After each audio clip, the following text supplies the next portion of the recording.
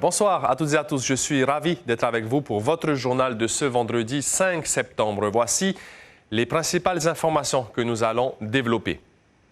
La chasse aux bonnes affaires est lancée pour vos prochaines vacances dans les archipels. Le 35e Salon du tourisme a débuté aujourd'hui avec déjà une affluence record. La grève au sein de la flottille administrative a été levée en fin de journée. Les organisateurs de la Makatea Vertical Adventure sont forcément soulagés. L'événement va bel et bien avoir lieu. Nous serons en direct avec Heitapum Ei, l'organisateur depuis l'île aux phosphates, désormais reconverti dans le tourisme écolo. La chute du gouvernement de François Bayrou semble inévitable lundi. Les élus locaux s'inquiètent car des engagements ont été pris par le ministre de l'Outre-mer, Manuel Valls. Nous ferons le point sur la situation. Plus de cantines scolaires les vendredis à l'école à Hutoru, à Aroué, conséquence des impayés en 2024 de plusieurs dizaines de familles. L'association de parents d'élèves tente de gérer au mieux cette situation. On se rapproche de la Journée mondiale de prévention du suicide, prévue mercredi prochain. Avec le phénomène de l'ICE, les tentatives ont-elles augmenté? Qui sont les plus exposés? Nous poserons ces questions à Annie Tuheyava Meiro, la présidente de l'association SOS Suicide. Merci d'être avec nous. 290 exposants et plus de 200 offres en ligne. Le Salon du tourisme a ouvert aujourd'hui au Parc Expo de Mam'o. Les professionnels des 4 archipels mettent en avant leurs atouts, des excursions aux hébergements en passant par les prestations haut de gamme. Le touriste résident de Tahiti consomme local, même pour les vacances. Les organisateurs parlent d'ailleurs d'une fréquentation record pour cette 35e édition. Mélissa Chang, Hubert Liao. Et si pour les prochaines vacances, vous optiez pour le glamping? Derrière ce nom étrange se cache la contraction de glamour et de camping, le tout dans un esprit écologique. C'est du camping un peu amélioré. Et dans le cadre du ticket au glamping, c'est un éco-glamping, c'est-à-dire qu'on est au plus près de la nature. On loge soit dans des tentes, des hamacs avec moustiquaires, ou soit dans des petits tipis en bois. Pour ceux qui préfèrent le confort du traditionnel lit double, il y a les pensions de famille. Elles mettent un point d'honneur à se renouveler chaque année pour satisfaire une clientèle toujours plus exigeante. Les touristes, aujourd'hui, recherchent plutôt déjà le prix. Parce qu'il ne faut pas oublier que le prix des billets d'avion sont très chers. Après, deuxièmement, ils ont besoin de s'évader. Donc, ça veut dire l'authenticité. Toutes nos randonnées, donc sur l'île de Mongareva, sont nettoyées et balisées. Les grèves des pompiers dernièrement et celles de la flottille administrative en ce moment génèrent tout de même de l'inquiétude chez les professionnels du tourisme. Pour les réservations, après il faut décaler les jours. C'est beaucoup de pertes. Oui, aussi. Une situation dont certains ont su tirer profit. Ça nous a permis, par ces grèves-là, de temporiser notre activité et surtout de remettre en œuvre certains endroits de notre pension de famille pour mieux encore redémarrer. Malgré l'inflation, la tendance est claire. De plus en plus de touristes choisissent de découvrir les trésors des archipels de Polynésie plutôt que de voyager à l'extérieur du territoire. Et le salon du tourisme se tient au Parc Expo de Mam'o jusqu'à dimanche. Un soulagement, notamment pour Maupiti. La grève est levée au sein de la flottille administrative. Un protocole d'accord a été signé peu avant 17 h. On prend tout de suite la direction de Makatea où l'information est bien sûr bien accueillie. Place à la rubrique des îles Tehonot Amutu.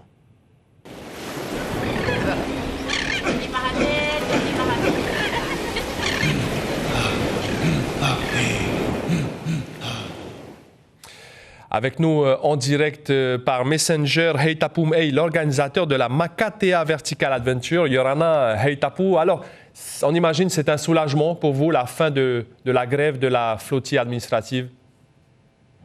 Yorana Maruki, Yorana à toute la Polynésie. Oui, bien évidemment. Je viens de l'apprendre en fait il y a à peu près une demi-heure, parce qu'ici à Makatea, on n'a jamais arrêté notre préparation. Et je viens d'apprendre justement que la grève a été levée, apparemment après le protocole d'accord signé. Donc oui, gros soulagement, une continuité dans la préparation du festival. Aujourd'hui encore, on a reçu pas mal de staff qui viennent justement pour encadrer, pour préparer, pour aménager les sites d'activité.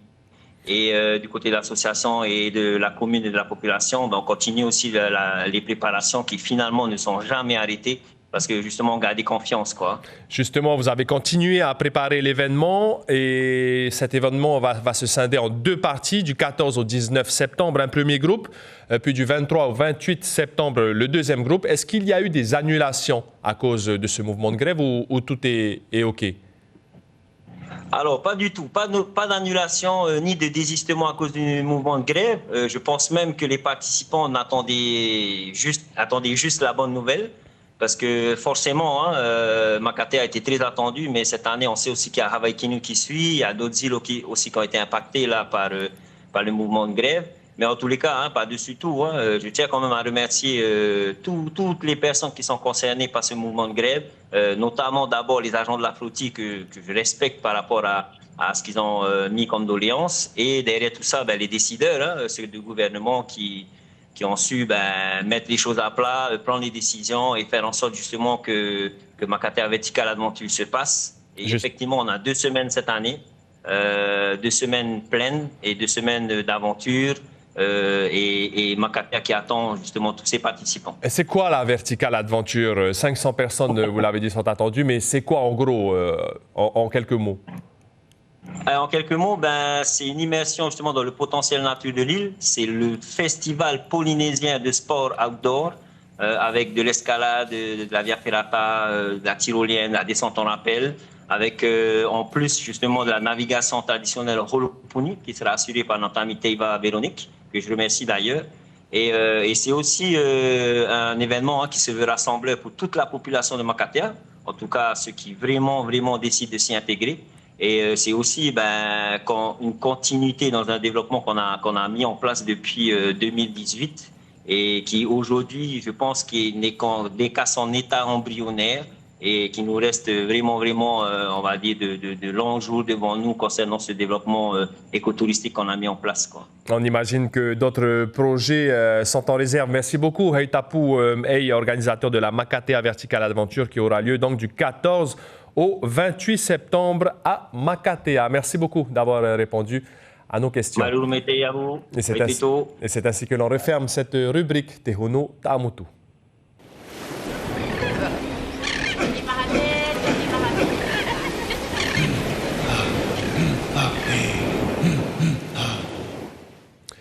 Lundi, l'Assemblée nationale devra se prononcer lors d'un vote de confiance du gouvernement. La chute du Premier ministre François Bayrou est quasi certaine. Dans cette instabilité, quelles sont les conséquences pour la Polynésie? Élément de réponse avec Lucille Guichet et Jérôme Lee. Le gouvernement Bayrou vit-il ces derniers jours? Oui, si la majorité des groupes politiques refusent de voter la confiance lundi, comme ils l'ont déjà annoncé publiquement. François Bayrou n'aura alors pas d'autre choix que de poser sa démission. Meriana Redarbelo fait partie des députés qui ne voteront pas la confiance.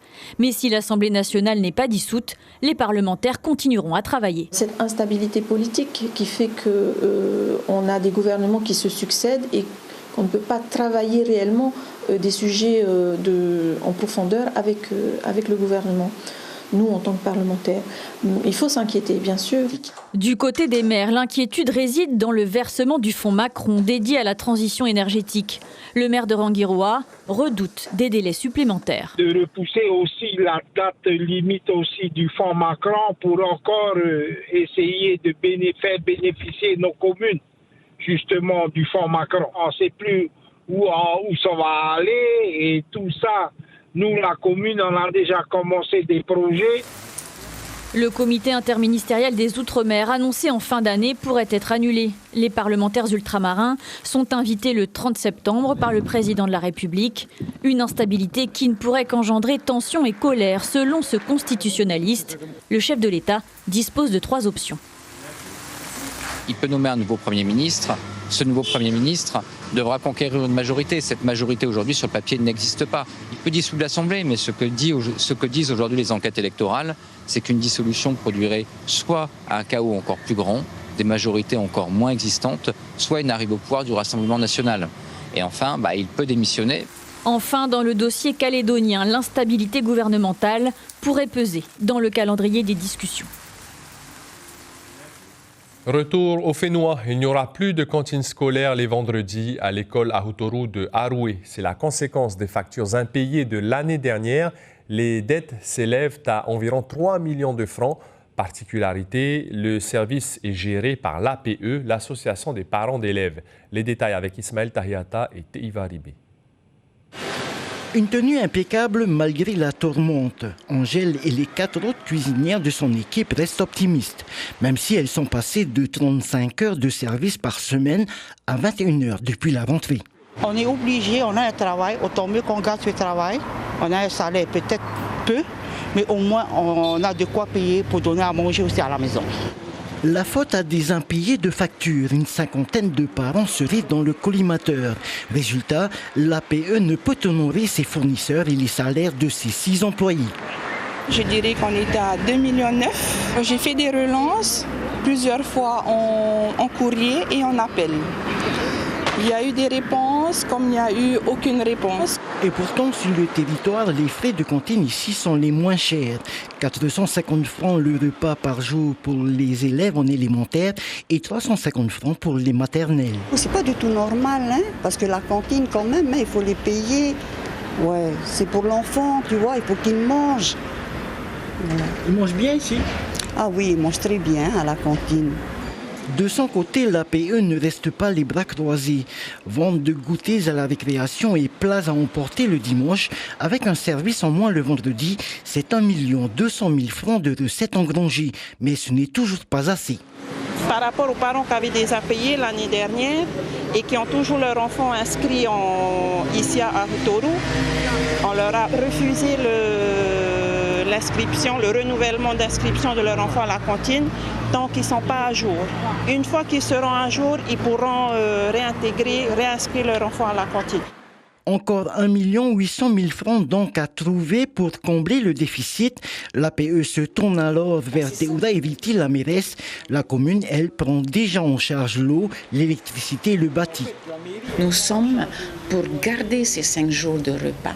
Ceci dit, on attend la réunion, donc l'AG avec les parents lundi prochain, lundi qui arrive, pour mieux partager et surtout donner les bonnes informations et profiter de faire appel aux parents pour leur dire venez payer. Et un projet de loi voté à l'Assemblée de Polynésie hier qui tombe à pic. Elle octroie une aide de 200 francs sur chaque repas, une nouvelle qui réjouit les parents d'élèves de cette école.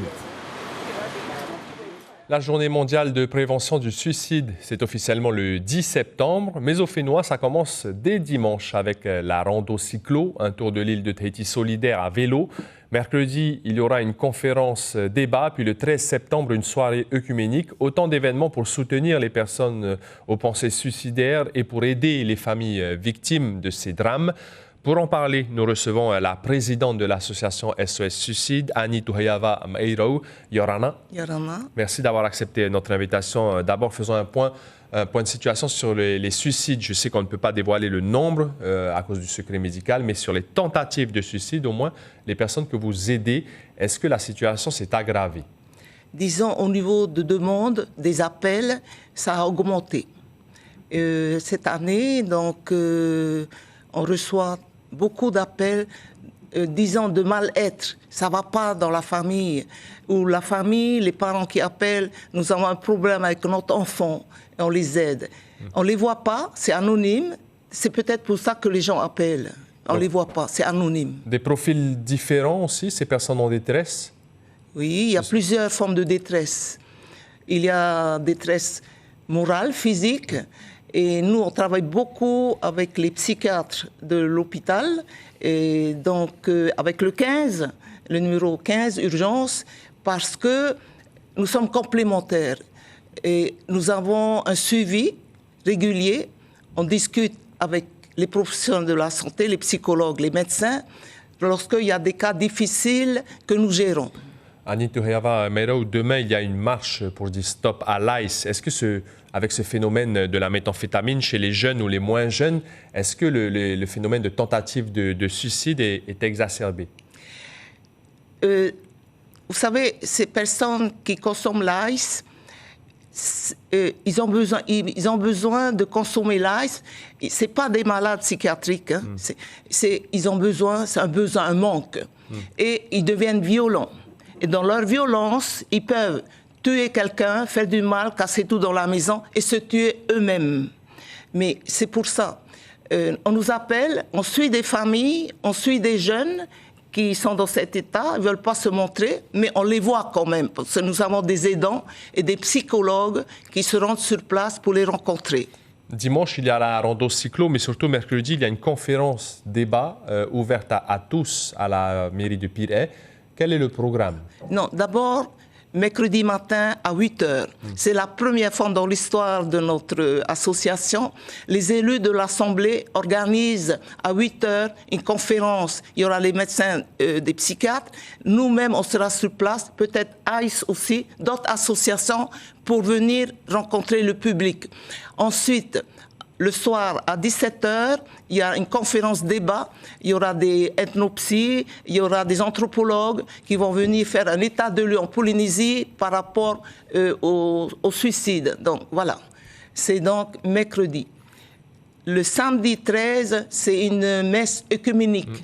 Il y a toutes les églises de Polynésie qui viennent prier, chanter par rapport aux familles endeuillées par suicide. Et aussi, voilà, pour apporter un soutien, et nous serons avec eux. Merci beaucoup, Annie Tuhayava Meiro. Et puis, ça s'est affiché sur votre écran, donc le numéro 444 767 pour les appels. La parole prise par les bénévoles de SOS Suicide. Merci beaucoup, Annie Tuhayava Meiro. C'est un rendez-vous incontournable de l'association Union des femmes francophones d'Océanie. La journée Vahine, tu as des talents. Il s'agit d'une grande exposition vente pour valoriser des femmes au parcours parfois très difficile. La 10e édition a eu lieu aujourd'hui à l'Assemblée de Polynésie. Une cinquantaine de stands ont été montés. Écoutez Armelle Merceron, trésorière de l'association UFF au Polynésie, qui nous parle de l'essence de cette journée au micro de Teiva Ribé. Notre idée, c'est je crée, je produis, je vends. L'idée, c'est d'exploiter les savoir-faire traditionnels ou les savoir-faire acquis ou innés et de les traduire en produits de toutes sortes. Nous avons par exemple de l'artisanat traditionnel classique, mais on a aussi de l'artisanat modernisé. Nous avons beaucoup de services, de plus en plus liés au bien-être, liés à la valorisation de soi. Et ce que je voudrais dire aussi, c'est que nous avons mis en place avec les associations Vahine Aratei et femmes chefs d'entreprise 6 ateliers qui sont sur des thématiques justement qui valorisent, qui apprennent à la femme à se valoriser. L'information principale de ce vendredi 5 septembre, c'est l'ouverture du Salon du tourisme au Parc Expo de Mamor. Quasiment 300 exposants vous attendent pour un séjour de rêve dans nos archipels. Lors de la dernière édition, au mois de février, il y a eu 26 000 visiteurs. Ce 35e salon pourrait faire encore mieux. Avant de se quitter, l'actu web du jour, vous pouvez retrouver sur notre site internet, c'est l'histoire de cette fillette de 9 ans qui a décroché son baccalauréat. Sur vos écrans, ce soir, la série Un soupçon, puis votre divertissement Fort Boyard. C'est la fin de ce journal. Merci de votre fidélité. Demain, retrouvez Élodie Largenton pour les informations en télé. Passez une très belle soirée et prenez bien soin de vous.